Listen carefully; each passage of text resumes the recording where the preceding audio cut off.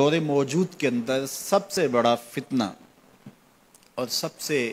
بڑی آزمائش جو دور موجود کے لوگوں کے سر پہ آن پڑی ہے، وہ عصمت کی دولت کو محفوظ رکھنے کے حوالے سے ہے، نظروں کی پاکیزگی اور دامن کی عفت اور پاکیزگی کے حوالے سے ہے۔ تو جب کوئی شخص عفیف نہیں رہتا، جب کوئی شخص پاک دامن نہیں رہتا، تو پھر یہ وہ غلاظت ہے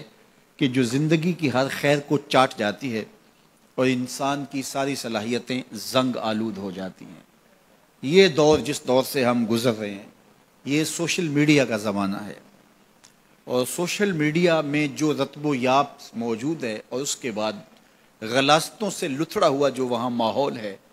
اور یہ وہ چیز نوجوان کے ہاتھ میں جب آ گئی، چاہے وہ مرد ہے چاہے وہ عورت ہے،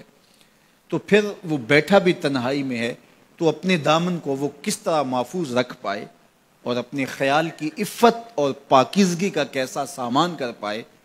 ہمیں سورہ یوسف یہ سبق دیتی ہے کہ ساتوں دروازے مقفل ہوں اور کوئی دیکھنے والا موجود نہ ہو، اور حسن قدموں میں بچھنے کے لیے خود بیتاب ہو۔ ایک یقین اور ایک عقیدہ ایسا ہے جو دامن پہ ایک دھبا اور ایک چھینٹا بھی گناہ کا نہیں پڑنے دیتا، اور وہ یقین یہ ہے کہ میرا اللہ مجھے دیکھ رہا ہے۔ ہمارے معاشرے کا ایک بہت بڑا مسئلہ حسد ہے، بغض ہے، کہ باہمی حسد نے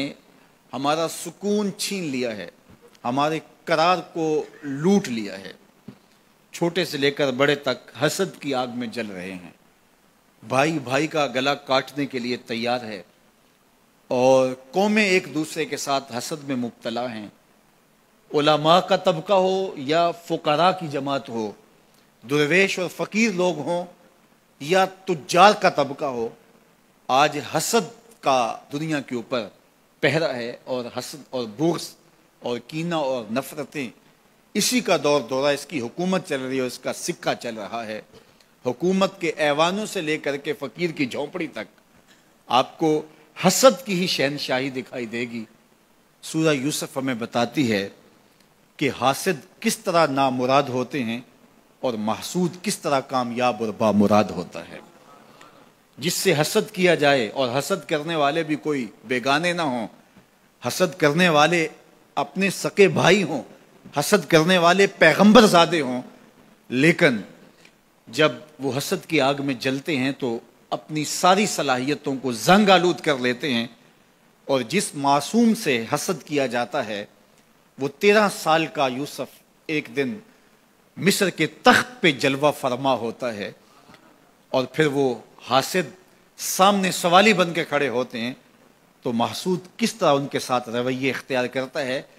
یہ صورت ہمیں رویوں کا حسن بھی سکھاتی ہے، رویوں کا جمال بھی بتاتی ہے کہ رویے کتنے خوبصورت ہونے چاہیے۔ تمہارے ساتھ اگر کسی نے اچھا سلوک نہیں کیا، تو جب تم ایسی مسند پہ پہنچتے ہو جہاں تمہیں عزتوں سے نوازا جاتا ہے، تو تمہارے رویوں کی خوبصورتی کیا ہونی چاہیے۔ سورہ یوسف میں یہ بھی بتاتی ہے کہ عزتیں اللہ کی عطا ہوتی ہیں، اور جب کوئی بندہ اللہ پر کامل بھروسہ کر کے بیٹھ جائے اور اس کا اللہ پر توکل مضبوط ہو جائے،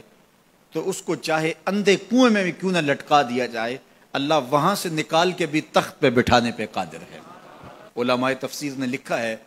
جو سورہ یوسف کو سمجھتا ہے، سورہ یوسف کی تلاوت کرتا ہے، حاسد اس کا کچھ نہیں بگاڑ سکتے۔ اللہ تعالیٰ اس کو حاسدین کی شر سے محفوظ فرماتا ہے۔ اور ہمارے بزرگوں سے یہ منقول ہے کہ جو سورہ یوسف تلاوت کرے، اس کے بیٹوں کے یا بیٹیوں کے رشتے نہ ہو رہے ہوں، تو وہ روزانہ کی بنیاد پہ اس مقصد کے لیے اگر سورہ یوسف تلاوت کرتا ہے، تو اللہ اس کے لیے صالح اسباب پیدا فرما دیتا ہے۔ بہترین اچھے اور صالح اور نیک رشتے اللہ تعالیٰ اس کو نصیب فرما دے گا سورہ یوسف کی